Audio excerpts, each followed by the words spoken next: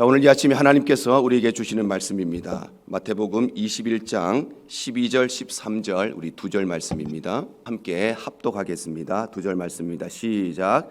예수께서 성전에 들어가사 성전 안에서 매매하는 모든 사람들을 내쫓으시며 돈 바꾸는 사람들의 상과 비둘기 파는 사람들의 의자를 둘러 엎으시고 그들에게 이르시되 기록된 바 내 집은 기도하는 집이라 일컬음을 받으리라 하였거늘 너희는 강도의 소굴을 만드는도다 하시니라. 아멘.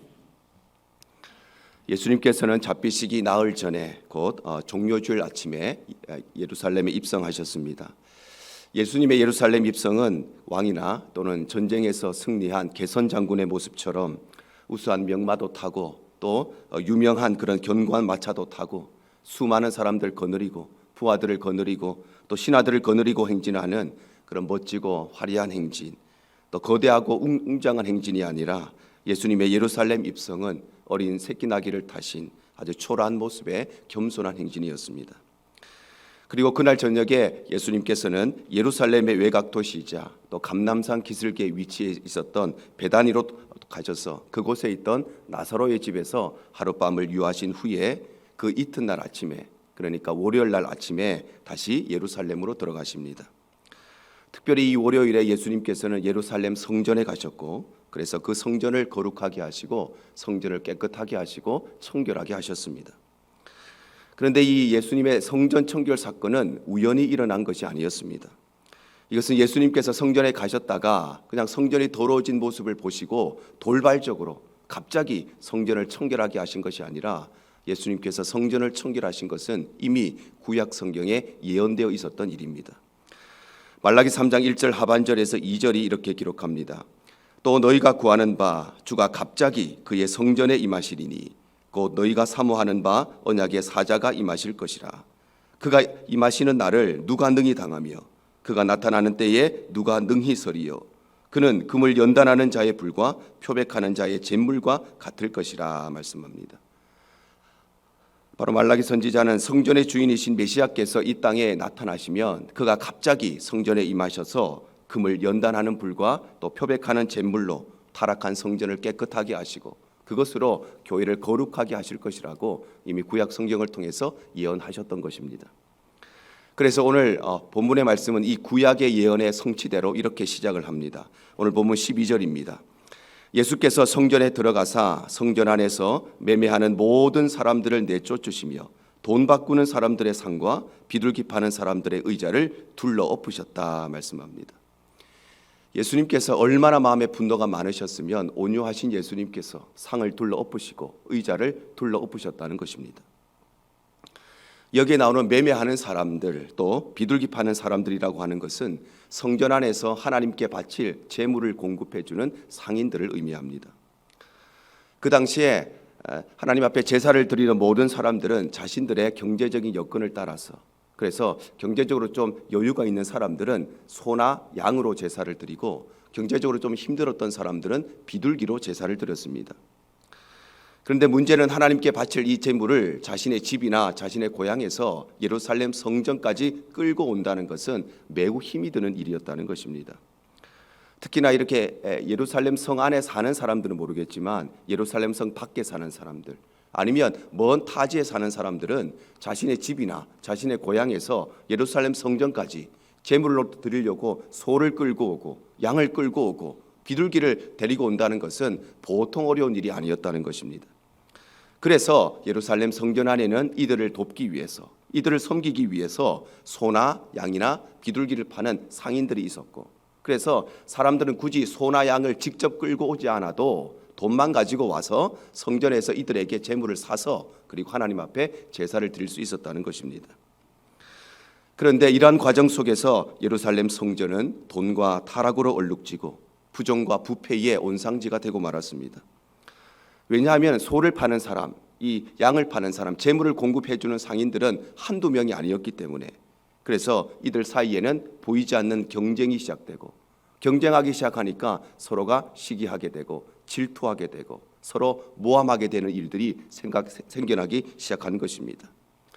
그래서 이 사람들 중에 어떤 사람들은 다른 상인들보다 경쟁자들보다 더 좋은 자리를 얻기 위해서, 더 목이 좋은 자리를 얻기 위해서 제사장에게 뇌물을 바치고, 뇌물을 바쳤던 제사장들은 자기에게 더 많은 뇌물을 주는 사람에게 가장 좋은 자리, 가장 목이 좋은 자리를 내어주었던 것입니다. 그런데 제사장들과 상인들의 결탁은 이뿐만이 아니었습니다. 왜냐하면 하나님께 바칠 제물은 흠이 없는 제물이어야 했지요. 그런데 이 제물이 흠이 있느냐 없느냐 그 판단을 누가 했느냐? 제사장들이 했다는 것입니다.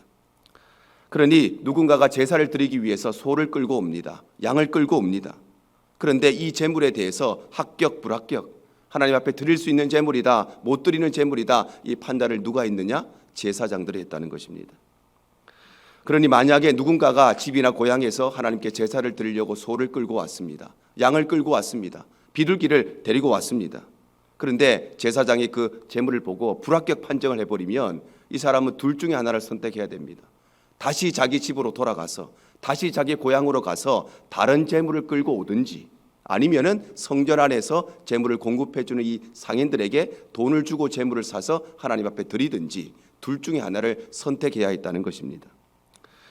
그런데 집으로 다시 갔다 오는 것, 고향까지 갔다 오는 것, 그건 거의 불가능한 일이지요. 뿐만 아니라 집에 가서 다른 재물을 가지고 왔다 할지라도 이 재물이 합격 판정을 받을지 그는 아무도 알 수가 없는 것입니다. 다른 재물을 가지고 왔는데 또 불합격 판정을 받으면 또 다른 재물을 가지고 와야 그런 수고를 해야 하는 것이지.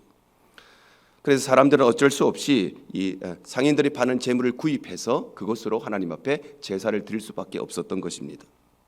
그러니 이 상인들의 매출이 누구에게 달려 있느냐? 제사장에게 달려 있는 것입니다. 제사장들이 얼마나 많은 재물을 불합격 처리하느냐에 따라서, 그래서 상인들은 제사장들에게 뇌물을 줄 수밖에 없고, 뇌물을 받았던 제사장들은 사람들이 소를 끌고 오고 양을 끌고 오면 그 재물을 보고 별것 아닌 일에도 꼬투리를 잡아서, 별것 아닌 것에도 문제를 삼아서, 별것 아닌 일에도 이거는 문제가 있고 이거는 이렇고 이래서 불합격, 이렇게 처리를 해버렸다는 것입니다. 그래서 제사장들이 불합격 처리를 얼마나 많이 하면 할수록 상인들의 매출은 올라갈 수밖에 없는 그런 구조를 가지고 있었기 때문에, 그래서 이들의 유착관계는 더더욱 깊어질 수밖에 없었던 것입니다. 그런가 하면 여기에서 돈 바꾸는 사람들이란 그야말로 환전을 해주는 환전상들을 의미합니다. 이스라엘의 성인 남자들, 그러니까 20살 이상의 모든 남자들은 성전에 올 때에 반세겔의 성전세를 내어야 했지요. 그런데 문제는 이 세겔이라고 하는 돈은 일상생활에서 사용되는 그런 돈이 아니라 성전 안에서만 통용되는 그런 돈이었습니다. 일상생활에서는 그들은 로마의 지배를 받고 있었기 때문에 로마의 화폐를 사용하고 있었습니다. 그런데 이 로마의 화폐에는 우리가 잘 알고 있듯이 로마 황제의 얼굴이 새겨져 있기 때문에 제사장들은 이것을 우상 숭배로 치부하여서 로마의 화폐로는 성전세를 낼 수 없도록 만들어 버렸습니다.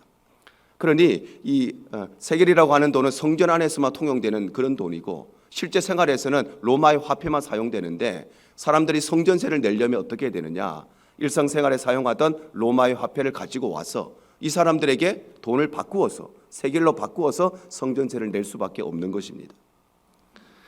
그런데 지금 우리가 사는 이 시대는 환율이라고 하는 것이 있어서 그 정해진 환율에 따라서 환전이 가능하지만 2000년 전 이 예수님 시대에는 그런 기준이 없었던 시대죠. 그러니까 환전상들은 제사장들에게 뇌물을 주고, 또 뇌물을 받은 제사장들은 환전상들이 원하는 대로 환율을 높게 책정합니다. 그래서 이 환전상이라고 하는 자리는 부르는 게 값인, 그야말로 가만히 앉아서 떼돈을 벌 수 있는 그런 노른자, 그런 직업이었습니다. 그래서 이 환전상이라고 하는 자리는 아무나 할 수 있는 것이 아니었습니다. 공부를 많이 했다고, 능력이 많이 있다고 해서 이 일을 할 수 있는 것이 아니었습니다. 이 일은 대제사장과 그의 친척들, 또 그와 가까운 사람들, 그러니까 공부를 많이 하고 능력 있는 사람이 이 일을 할 수 있는 것이 아니라 반드시 돈이 있고 빽이 있는 사람만 이 일을 할 수 있고, 그래서 이들은 엄청난 돈을 긁어 모으고 또 막대한 폭리를 취했던 것입니다. 이처럼 그 당시에 예루살렘 성전은 제사장들의 권력과 또 상인들의 금력이 서로 결탁하여서 온갖 부정과 부패를 일삼고 온갖 비리와 타락으로 얼룩져 있었습니다. 그래서 오늘 성경에 예수님께서는 매매하는 모든 사람을 내쫓으시고 돈 바꾸는 사람들의 상과 비둘기 파는 자들의 그들의 의자를 둘러 엎으시면서 그 온유하신 예수님께서 이토록 분노하셨다고 말씀하고 있는 것입니다. 하나님의 성전은 하나님의 백성들이 하나님 앞에 예배하고 또 기도하는 장소입니다. 이사야 56장 7절이 이렇게 기록합니다. 내가 곧 그들을 나의 성산으로 인도하여 기도하는 내 집에서 그들을 기쁘게 할 것이며 그들의 번제와 희생을 나의 제단에서 기꺼이 받게 되리니 이는 내 집은 만민이 기도하는 집이라 일컬음이 될 것임이라 말씀합니다. 바로 성전은 어떤 곳인가? 성전은 하나님께서 하나님의 백성들에게 번제와 희생의 제사를 받으시는 예배의 장소이고, 또 성전은 하나님의 하나님의 백성들이 하나님께 기도하는 기도의 장소인 것입니다.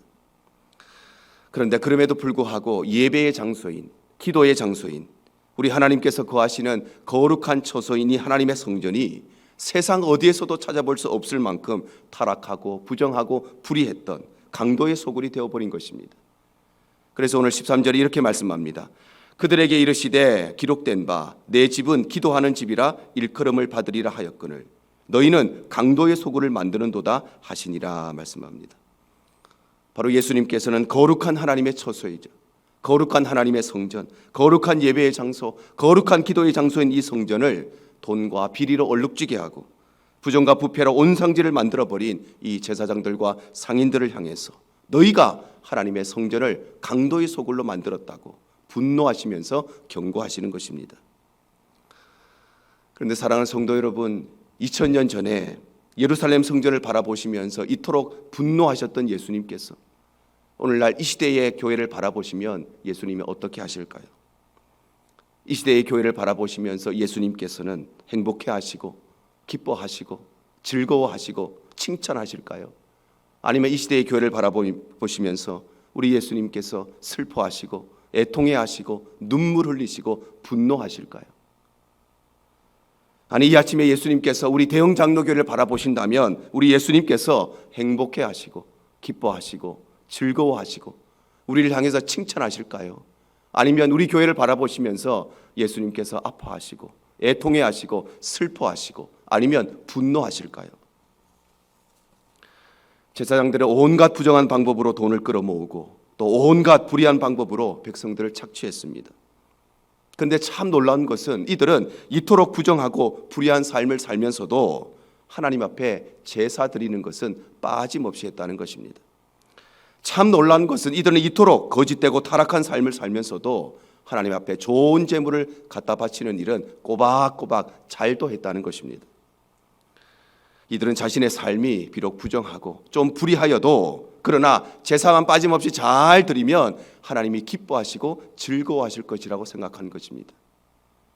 이들은 자신들의 삶이 비록 거짓되고 타락한 삶이지만 그래도 좋은 재물 많이 갖다 바치면 하나님이 행복해하시고 칭찬해 주실 것이라고 생각한 것입니다. 그래서 더 많은 소를 드리고 더 많은 양을 드리고 더 많은 제물로 하나님께 제사를 드리고 더 많은 헌금을 바치면 하나님이 그렇게 기뻐하셔서 내 모든 것 용서해 주시고 다 이해해 주시고 다 용납해 주시고 다 눈 감아 주실 것이라고 착각한 것입니다. 그러나 예수님께서는 이들의 기대와는 달리 겉모습은 거룩해 보이고 겉모습은 그렇게 그럴듯해 보이지만 그러나 자신의 삶은 부정하고 부패의 삶으로 얼룩져 있고 거짓과 비리로 타락한 제사장들과 상인들을 향해서 너희가 바로 하나님의 성전을 거룩한 이 성전을 강도의 소굴로 만들어 버렸다고 경고하시는 것입니다. 그런데 사랑하는 성도 여러분, 우리의 삶은 어떠하십니까? 성전에서 재물을 팔고 또 돈을 바꾸는 사람들이 서로 공존해야 하고 서로 상생해야 하고 서로 사랑해야 하고 서로 격려해야 되고 서로 위로해야 되는데 함께하는 이들이 서로 미워하고 서로 시기하고 서로 질투하고 서로 갈등하고 서로 모함했듯이 우리의 삶에도 서로 미워하는 모습들, 서로 시기하는 모습들, 서로 질투하는 모습들, 서로 갈등하는 모습들, 서로 모함하는 우리의 삶의 모습은 없으십니까? 성전을 섬기는 제사장들, 또 제사를 도와야 할 상인들이 서로 결탁해서 뇌물을 주고받으면서 부정하고 불의한 일을 행하고 거짓되고 타락한 일을 저질렀듯이 우리의 삶에도 이 부정한 일들, 이 불의한 일들, 이 거짓된 일들, 이 타락한 삶의 모습은 없으십니까? 제사장들이 흠이 없는 재물에도 무엇인가 문제를 삼아서 꼬투리를 삼고 별일 나는 것을 문제 삼고 별일 나는 일에 분노하고 별일 나는 일에 비난하고 별일 나는 일에 비판했듯이 우리의 삶에도 가족들 사이에, 형제들 사이에, 부부 사이에, 성도들 사이에 별일 나는 일에 분노하고 별일 나는 것 문제 삼고 별일 나는 것 꼬투리 잡아서 불합격 판정 내렸던 이 제사장의 모습과 같은 그런 우리의 삶의 모습은 없으십니까? 제사장들과 환전상들이 자신의 유익을 위해서 모든 기준을 내 생각으로 기준으로 삼고 그 기준으로 백성들의 고열을 짜내고 돈을 긁어 모았듯이 우리의 삶의 모습에도 내 생각을 기준으로 삼고 내 마음을 기준으로 삼고 내 지식을 기준으로 삼아서 그 잣대로 다른 사람들 판하고 다른 사람들 재단하고 다른 사람들 판단하고 내 생각 내 마음을 기준으로 해서 다른 사람들 정죄하는 그런 우리의 삶의 모습은 없으십니까? 성경은 우리가 하나님의 성전이라고 말씀하십니다. 고린도전서 3장 16절입니다. 너희는 너희가 하나님의 성전인 것과 하나님의 성령이 너희 안에 계시는 것을 알지 못하느냐 말씀하십니다.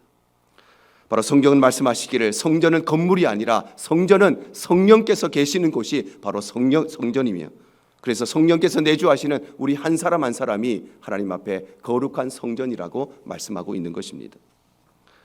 뿐만 아니라 성경은 우리가 하나님께 드릴 거룩한 제물이라고 말씀하십니다. 로마서 12장 1절 말씀. 그러므로 형제들아 내가 모든 하나님의 모든 자비하심으로 너희를 권하노니 너희 몸을 하나님이 기뻐하시는 거룩한 산 제물로 드리라. 이는 너희가 드릴 영적 예배니라 말씀합니다. 바로 성경은 우리의 몸을 하나님께서 기뻐하시는 거룩한 산 제물로 드리라고 말씀하시면서 하나님께서 받으시는 제물이 무엇인가? 하나님이 받으시는 제물은 바로 우리의 삶이 하나님 앞에 드려야 할 제물이라고 말씀하는 것입니다. 그래서 우리는 무엇보다도 우리의 거룩한 삶을 하나님 앞에 제물로 올려드려야 하는 것입니다. 사랑하는 성도 여러분, 우리의 겉모습이 그렇게 거룩해 보여도 우리의 겉모습이 그렇게 그럴듯해 보여도 그러나 우리의 삶이 미움의 삶, 시기의 삶, 질투의 삶, 모함의 삶이라면 우리의 삶이 불의한 삶, 부정한 삶, 타락한 삶, 그리고 거짓된 삶이라면 우리의 삶이 겉모습이 아무리 거룩해 보여도 우리의 삶이 불평하고 불만하고 원망하는 삶이라면 우리의 삶이 분노하고 비난하고 문제 삼고 비판하고 정죄하는 삶이라면 우리 예수님께서는 오늘도 동일하게 우리를 향해서 너희가 바로 하나님의 성전을 강도의 소굴로 만들어버렸다고 경고하십니다. 사랑하는 성도 여러분, 이 아침에 우리 예수님의 십자가가 우리에게 질문하십니다. 여러분은 거룩한 성전이십니까? 오늘 이 아침에 예수님의 십자가가 우리에게 물으십니다. 저와 여러분 하나님 앞에 거룩한 성전입니까? 오늘 이 아침에 예수님의 십자가가 우리에게 물으십니다. 우리 교회가 하나님 보시기에 거룩한 성전입니까? 오늘 고난주간 첫째 날을 맞이하면서 오늘 하루 동안 과연 너는 거룩한 성전인가? 질문하시는 예수님의 십자가의 이 질문을 묵상하시면서 나의 삶을 돌아보고 또 나의 삶을 반성하고 회개할 뿐만 아니라 다시금 하나님 앞에 거룩한 삶을 결단하고 결심하는 귀한 하루가 되시기를 바랍니다. 오늘 예수님이 우리의 질문, 너는 과연 거룩한 교회인가? 우리 교회를 향해서도 물으십니다. 너희 대형장로교회는 정말 하나님 앞에 거룩한 교회인가? 오늘 이 말씀이 우리의 마음속에 깊이 새기고 그 말씀 앞에 묵상하고 엎드리는 복된 하루 되시기를 주님 이름으로 축복합니다.